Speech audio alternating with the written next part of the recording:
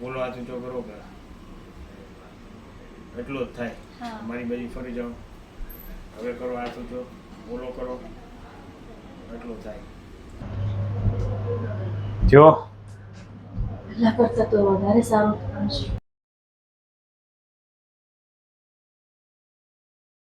મિત્રો આપણી સાથે અર્ચનાબેન છે, જેમને ફ્રોઝન શોલ્ડર છે. આપણે એને પૂછીએ.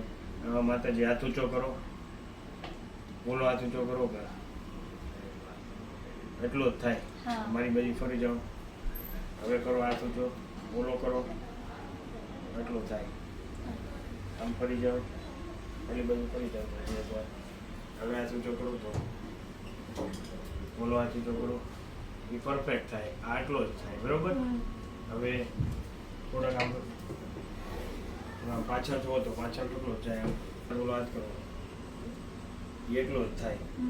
આ હાથ પાછળ લઈ જાઓ, આ પરફેક્ટ થાય. ફરી જાઓ. આ કેટલા સમયથી તકલીફ છે એમાં? 6-7 મહિનાથી તકલીફ છે. અને એના પહેલા આ હાથે ફ્રોઝન શોલ્ડર થયું હતું, પણ ફિઝિયોને બધું કરાવીને એ વર્ષ સુધી ચાલ્યું. માંડ મટ્યું છે, પાછું આ ચાલુ. હા, એ મટાડી હવે. અને અમારા એક બેન છે વડોદરામાં, એ તમારા પાસે આવ્યા હતા. એમને પણ ફ્રોઝન શોલ્ડર થયું હતું ને એમણે મટી ગયો, એટલે મને એમણે તમારો નંબર આપ્યો કે અહીંયા જાઓ તો તમારું મટી જશે. તમારું મટાડી દઈએ. બહુ સારું, એટલું તકલીફ થાય છે ને.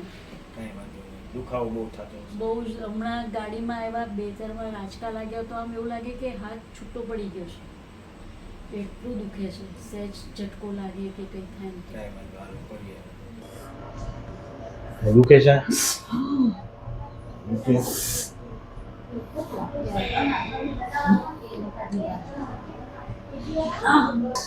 શરીર લૂઝ રાખજો, શરીર લૂઝ રાખી દેજો. આમ જો લૂઝ નહીં થાય મારો.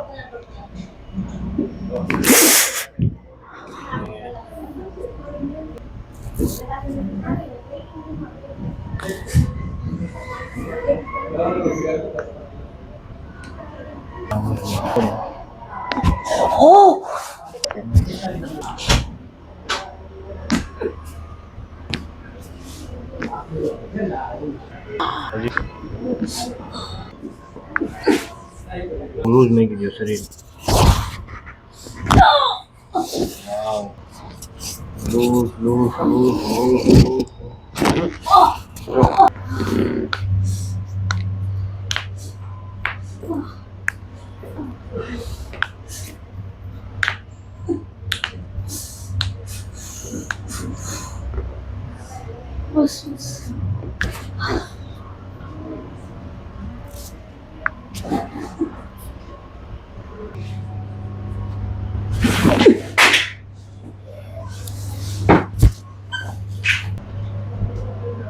જો પહેલા કરતા તો વધારે સારું થયું છે. જો તો થયો માતાજી. હા, પહેલા કરતા બહુ ઘણો સારો ઊંચો થઈ ગયો. હજી થોડો ઊંચો કરી નાખીએ. અરે બાપરે, મરી ગઈ.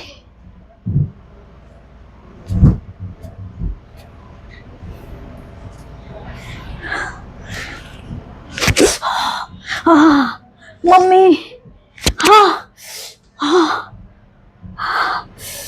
ઓ બાપરે, ઓ બાપરે, ઓ મરી ગઈ. મમ્મા,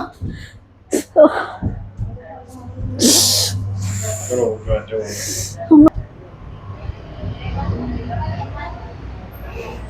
રેડી ને? હા, થઈ ગયું. હે? હા. બાપરે. હાય ભગવાન. પહેલા કેટલો જતો જો તો? પહેલા કેટલો જતો?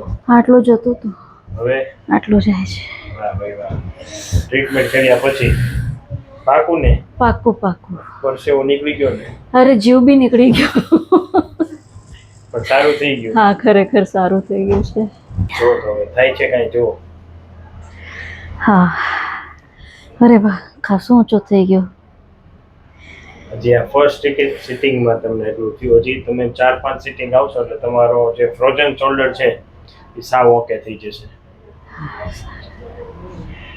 આમ તો થઈ ગયો છે જો ખાસો. હવે તમે વિચારો એક સિટિંગમાં થઈ ગયો તો તમે જે 3-4 વાર આવશો ત્યાં ઓકે મટી જશે. બરોબર. અને વિધાઉટ મેડિસિન ઘણું સારું છે પણ આ બહુ દુખાયું.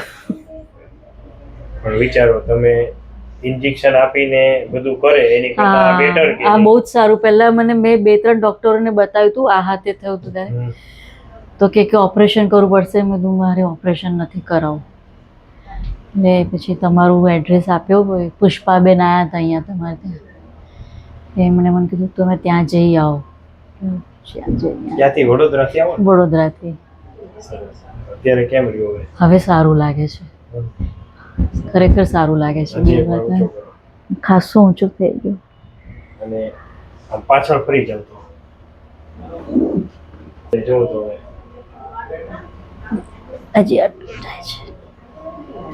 હજી પાછળ જવાનો ધીમે ધીમે આવશો ને એમ જતો રહેશે. આમ તો થાય છે. બરાબર. હા રેડી ને?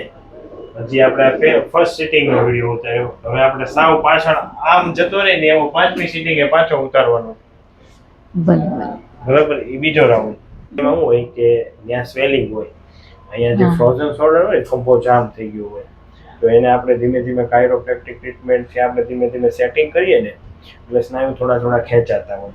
પણ જેમ આપણે એ માટે ધીમે ધીમે કર્યું તમને, જેથી કરીને પેઇન ન થાય. કારણ કે આપણે દવા વગર કરવાનું છે. તમને કોઈ ઇન્જેક્શન આપીને કે ટેબ્લેટ પીવડાવીને કે એવું આપણે કરવાનું નથી.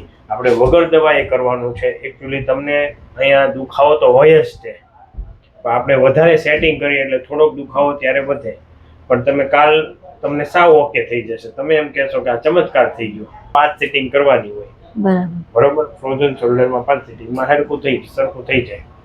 બરોબર. પણ તમે હું કહું એમ કરશો તો મટી જશે 100% 5 સિટિંગમાં. નકર 10 સિટિંગ એ કરવા થાય ખરી. બરોબર. કારણ કે તમારો જે હાથ અત્યારે એટલો પહેલા ઊંચો થતો હતો ને હવે અત્યારે આટલો થાય છે તો તમને રિકવરી ફાસ્ટ આવી એટલે તમને ઓછી વાર આવવું પડશે અને તમને જલ્દી સારું થઈ જશે. પણ સામે હું તમને એક્સરસાઇઝ ને હું બતાવીશ, અત્યારે હમણાં કહીશ, એ રીતે તમે કરશો તો સાવ ઓકે થઈ જશે. બરોબર. Thank you. જય શ્રી કૃષ્ણ સાહેબ.